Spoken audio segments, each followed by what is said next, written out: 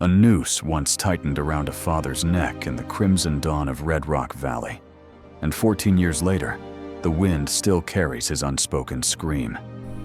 Mara Jenkins has lived every day under that shadow, raised in a mining town that sold justice for gold and silence for survival. Tonight, in 1887, the Apache warrior who once saved her people from massacre returns, not with vengeance, but with a single, quiet demand. Tonight, I want it all. What does a man who could have taken everything years ago truly want now? Is it revenge, redemption, or something far more dangerous? A truth the entire town has buried? This story ends in a way that has left millions in tears, not because of tragedy, but because of one choice that changes everything. Stay until the end. Subscribe, turn on notifications, and comment below where you're listening from. I read every single one. You won't want to miss what happens when dawn finally breaks over the valley. The wind came down the Red Rock Canyon like it was hunting something that had escaped it for too long. It rattled the loose tin on the old barn roof and whipped dust into spirals that danced across the empty street of Red Rock Valley. Most folks had already barred their doors, blown out their lamps, and pretended sleep. But Mara Jenkins stood alone in front of the weathered storage shed, behind her family's crumbling adobe, staring at the beam that still bore the dark stain. 14 years ago, in the raw light of a September morning in 1873, her father, Thomas Jenkins, had been dragged from his bed, accused of aiding Apache raiders, and hanged from that same beam without trial or preacher. The town had watched in silence while the mine owners paid the vigilantes in fresh gold dust. Justice was sold cheaply that day. Mara had been 8 years old.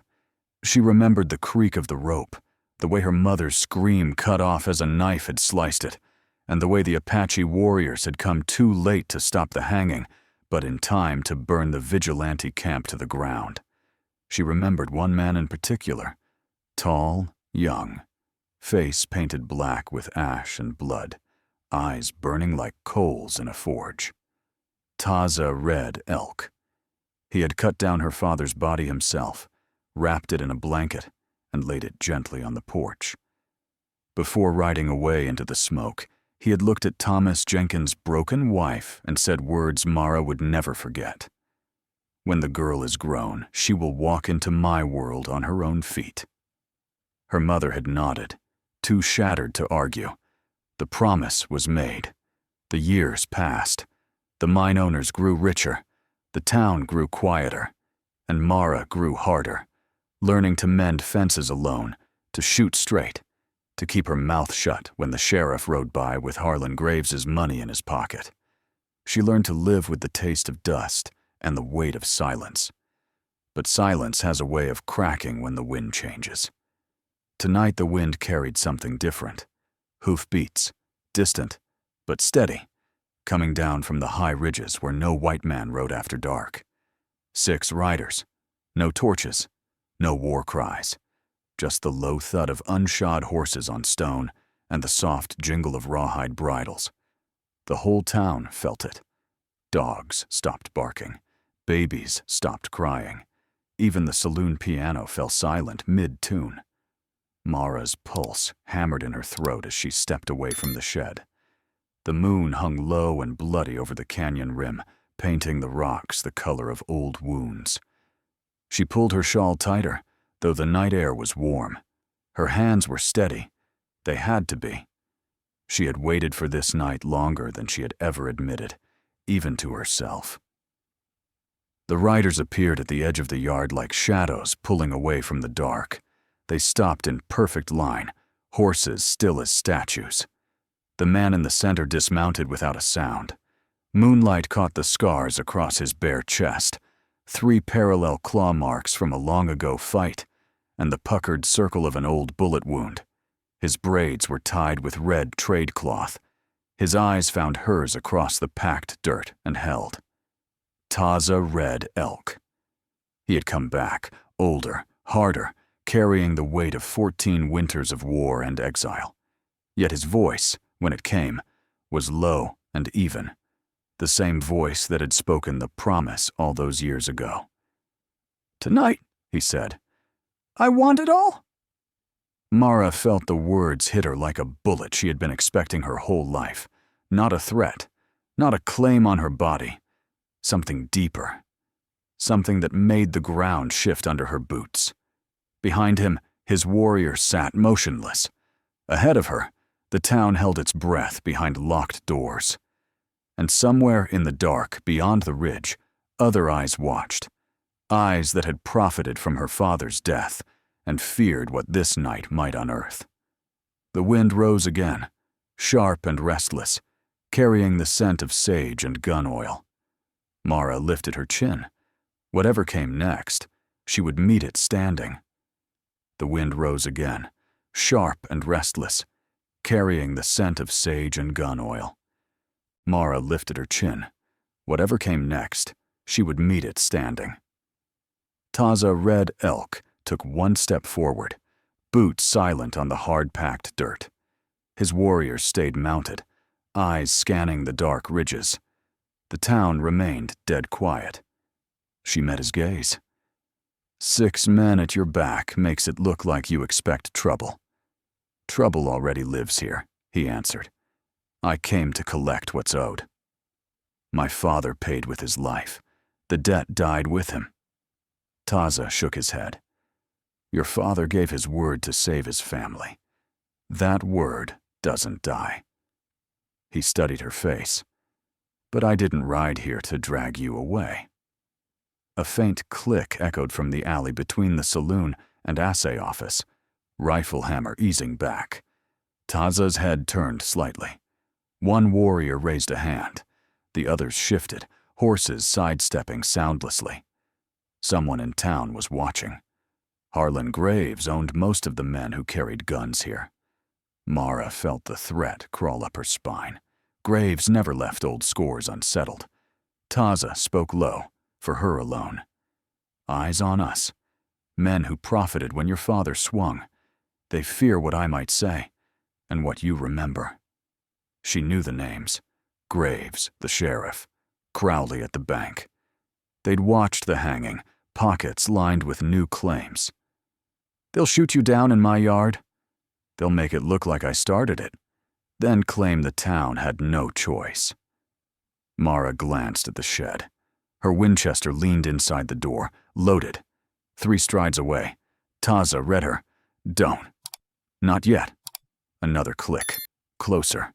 Rooftop across the street. A shadow shifted against the mercantile's false front. Taza raised his voice. Whoever's up there, put the rifle down. I came to talk.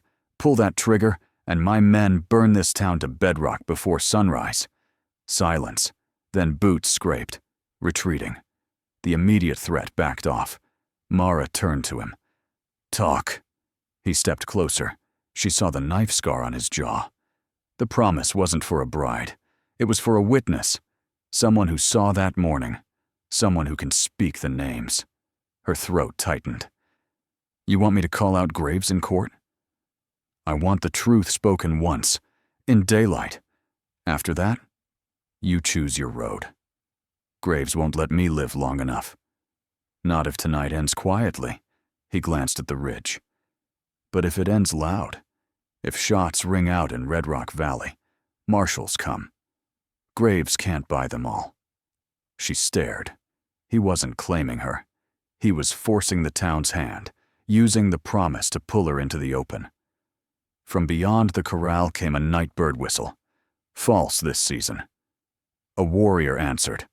Signal. Others are moving in. Taza held her eyes. Your choice. Stay silent behind these walls, or step forward and finish what your father started. The wind slammed the shed door with a bang like a gunshot. In the hush, boots scraped on rooftops, more sets now. Time ran short. She looked past him to the warriors, then to the dark windows of the town that raised and betrayed her. Her hand reached for the shed door, and the Winchester. But before her fingers closed on the stock, A low voice called from the shadows near the saloon. "That's far enough, Red Elk." Harlan Graves stepped into the moonlight, shotgun cradled loose in his arms, 3 hired guns fanning out behind him.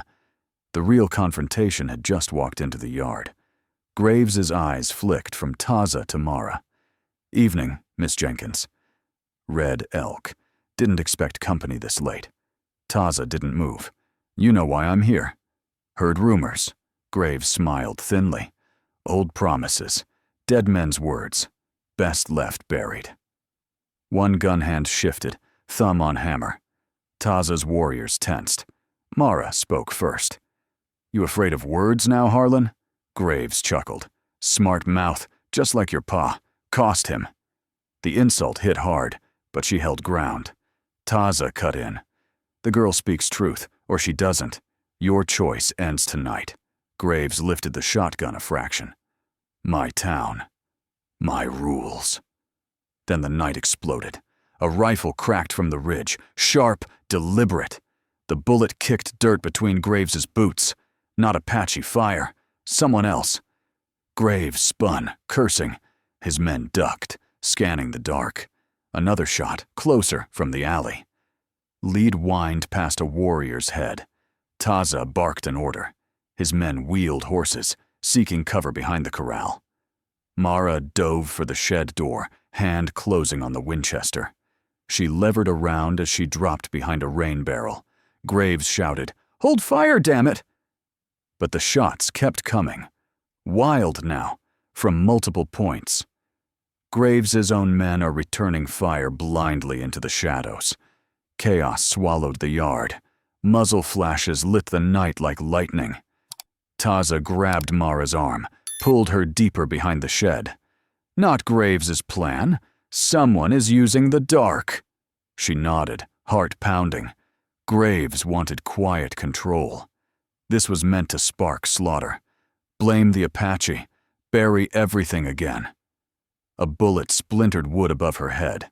She swung the rifle up, sighted a shadow on the mercantile roof, and fired. The figure jerked and fell. Good shot. Clean. Taza's eyes met hers. Approval. Quick. Graves and his men retreated toward the saloon, using overturned wagons for cover. The firing slackened. Smoke hung thick. Then Mara saw her chance. Dr. Townsend's house sat dark across the street. The one man in town who'd treated Apache wounded years ago, who'd spoken soft words at her father's grave. If anyone would stand witness, it was he. She broke cover, sprinting low across the open yard. Bullets chased her heels.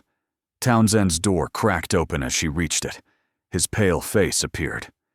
"Mara! Inside!" She shoved through. The door slammed.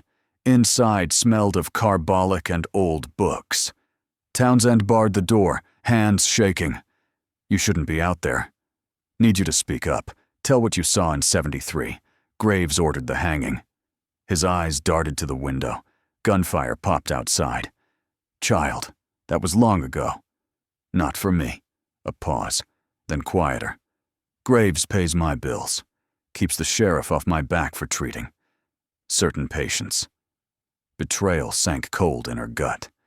You knew. He wouldn't meet her eyes. Outside, hooves thundered. More riders. Or Apache circling. Townsend whispered, "They'll kill us both if I talk." Mara backed toward the rear door. "Then stay silent. Like always." She slipped out the back, into the narrow alley behind the houses. Wrong move. 2 of Graves's gunmen waited there, rifles ready. They'd flanked, guessing she'd run to Townsend. "Drop the Winchester, girl." She froze. Barrel stared black at her chest. One grinned. "Boss says alive if possible. Dead works too." She let the rifle fall. They grabbed her arms, dragging her toward the livery stable, away from the fight, toward quiet disposal. Taza's warriors were pinned near the corral.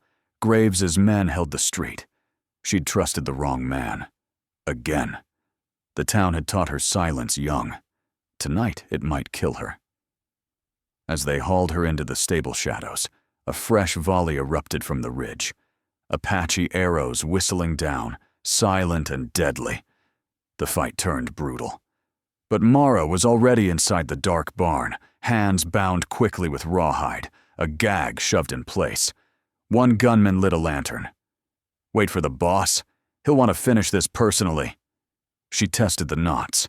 Tight. Outside, steel clashed. Men shouted, horses screamed. Inside, the lantern flame danced on the hay-strewn floor. And somewhere in the smoke and blood, the truth she'd almost spoken slipped further away. If you're writing this story with me tonight, hit that subscribe button right now. You won't believe where this trail leads next, and I don't want you missing a single shot when the dawn finally comes. The lantern flame danced low in the stable, throwing long shadows across the hay-strewn floor. Mara sat with her back against a rough post, wrists lashed tight behind her, the rawhide already biting skin. The two gunmen kept watch at the half-open door, rifles across their knees, waiting for Graves. Outside, the fight had settled into a grim standoff. Sporadic shots cracked across the yard, answered by the dull thud of arrows into wood. Taza's warriors held the high ground near the corral, picking off anyone foolish enough to break cover. Graves's men hunkered behind wagons and water troughs, pinned and angry. One guard spat tobacco juice into the straw. "Boss'll be along soon. Wants the girl breathing when he gets here." The other grunted. "Long as she shuts up about old times." Mara tested the knots again. No give. Her mouth was dry from the gag. She forced herself to breathe slowly, to listen. Boots crunched outside. Harlan Graves pushed through the door, coat dusted red, a fresh graze bleeding along his cheek. He carried the shotgun loose, eyes cold as spent brass. He stopped in front of her, looked down like she was a claim gone sour. "Should have stayed quiet, Mara. Your pa learned that lesson the hard way." She glared up, eyes burning. Graves crouched, pulled the gag down just enough for her to speak. "Anything you want to say before we finish this?" Her voice came hoarse. "You won't bury it this time." He smiled without warmth. "Town's already burying it. Shots in the night. Apache raid. Simple story. You and the Redskins die in the crossfire. Tragic." He stood and turned to his men. "Take her out back. Make it look like she ran and got caught in the open." The guards hauled her up. Pain shot through her shoulders. They dragged her toward the rear door. Outside, the gunfire had thinned. Dawn was still hours away, but the moon had slipped lower, leaving the back alley in deeper black. They shoved her ahead, rifles prodding. "Walk." 10 paces into the open, a rifle barrel pressed cold against her temple. "On your knees!" She dropped. Dirt ground into her shins. One man stepped back to clear his shot. Across the yard, Taza's position was taking fire from 3 sides. A warrior went down with a cry. Another dragged him behind cover. Taza himself had blood darkening his left sleeve, but he still directed fire with calm signals, conserving arrows. Graves's reinforcements had arrived, 6 more riders swinging in from the north road. The tide turned hard. Mara saw it all from the corner of her eye. Taza's men were outnumbered now, cornered. One by one, they'd fall. The gunman behind her thumbed the hammer. She closed her eyes. The truth would die with her, just as her father. A low whistle cut the night. Apache signal. Urgent. Taza's remaining warriors began pulling back toward the ridge, covering each other in pairs. Retreat. They couldn't hold. Graves laughed from the stable doorway. "Looks like your savage friends are running. Smart, for once." The barrel pressed harder. Mara's mind raced through every lesson the desert had taught her. Wait. Watch. Use what's there. Nothing here but dirt, darkness, and 2 men eager to end it. Then she heard it. Faint, from the town itself. A door creaking open. Then another. Lantern light spilled into the street. Voices, low and uncertain. People were coming out. Not many. A dozen, maybe. Miners in nightshirts. Shopkeepers clutching old shotguns. Women with lanterns held high. They stopped at the edge of the yard, staring at the smoke and bodies. One stepped forward. An old man from the bank, his voice shaking. "What in hell's going on, Harlan?" Graves turned, irritated. "Apache attack. Go back inside." But more doors opened. More lights. The gunfire faltered as Graves' own men glanced uneasily at the growing crowd. Mara felt the rifle barrel waver.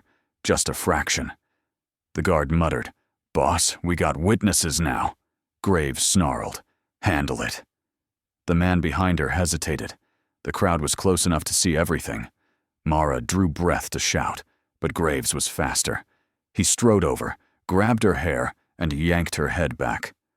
"One sound and I blow your brains across the dirt myself." The crowd stilled. Silence fell heavily. Taza's warriors vanished into the ridge shadows.